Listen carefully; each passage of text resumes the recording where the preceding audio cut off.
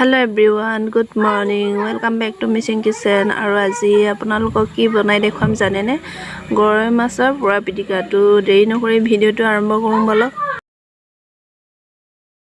ইয়াতে মই 3টা গৰৈ মাছ লৈছো। পুৰা পিটিকা বনাবৰ কাৰণে 3টা মাছে যথেষ্ট আৰু ভালদৰে পেটুগুচাই মই ধুই লৈছো। মাছখিনি অকমান এনেকৈ কচি কাটি ল'ব লাগে, তেতিয়া নিমখ সানিবলৈও ভাল হয় বা পুৰিবলৈও ভাল হয়।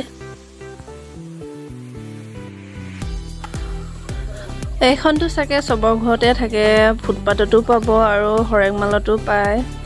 আৰু যিসকলৰ ঘৰত চৌকা জুই জ্বলোৱা ব্যৱস্থা নাই, গেছত কেনেকৈ পুৰিব পাৰি সেইসকলৰ কাৰণে মই দেখুৱাইছোঁ।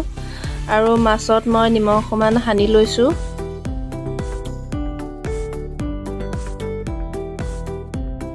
আপোনালোকেও যদি কেতিয়াবা পুৰা পিটিকা বনাই মাছৰ, তেতিয়া ভালদৰে নিমখ সানি ল'ব, খাবলৈও ভাল হয় বা পুৰিবলৈও ভাল হয়। মাছখিনি নিমখ সানি হৈ গৈছে। এতিয়া আমি পিটিকা বনাবৰ কাৰণে কি মছলা লৈছোঁ চাওঁচোন আহক। ধনিয়া লৈছোঁ, নহৰু কেইফুটামান, আদা মিডিয়াম সাইজৰ চাই, পিঁয়াজ এটা আৰু কেঁচা জলকীয়া 3-4টামান লৈছোঁ।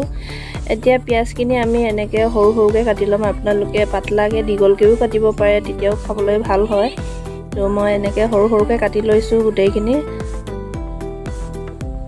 জলকীয়া, আদা, নহৰু, ধনিয়াখিনি গোটেইখিনি মই সৰু সৰুকৈ এনেকৈ মিহিকৈ কাটি লৈছোঁ।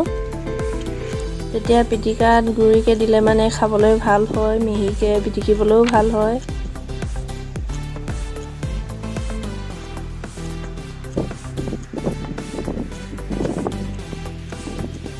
এইখিনি কাটি হৈ গৈছে। এতিয়া নেক্সট পৰ্যায়টোলৈ যাওঁ। এতিয়া আমি মাছখিনি পুৰি ল'ম।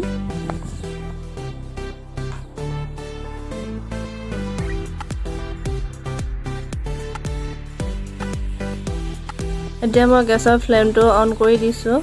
মাছখিনি পুৰিবলৈ প্ৰায় 20-25 মিনিট মানে লাগিব। এইখিনি অকণমান হৈ গৈছে। এতিয়া মই লুটিয়াই দিছোঁ। এয়া চাওক।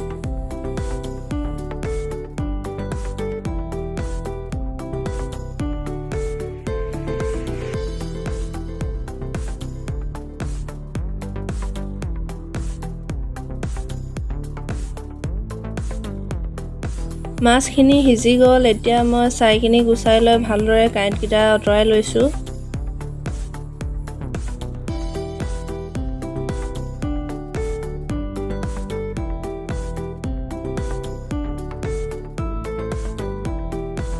এইখিনি কাঁইট গুচাই হৈ গৈছে। এতিয়া কাটি থোৱা আদা নহৰু পিঁয়াজখিনি আৰু সোৱাদ অনুসৰি নিমখ অকণমান দিখিনি ভালদৰে পিটিকি ল'ম। আৰু আপোনালোকে যদি হাতে পিটিকিবলৈ বেয়া পায়, চামুচে পিটিকিলেও হ'ব, কিন্তু হাতে পিটিকাৰ নিচিনা টেষ্ট নালাগে। আৰু যদি আপোনালোকে গ্লভছ লগাইও পিটিকিব পাৰে। মই কিন্তু খালী হাতে পিটিকিছোঁ, খাবলৈও টেষ্ট লাগে, হাতে পিটিকাৰ নিচিনা কেতিয়াও নহয়।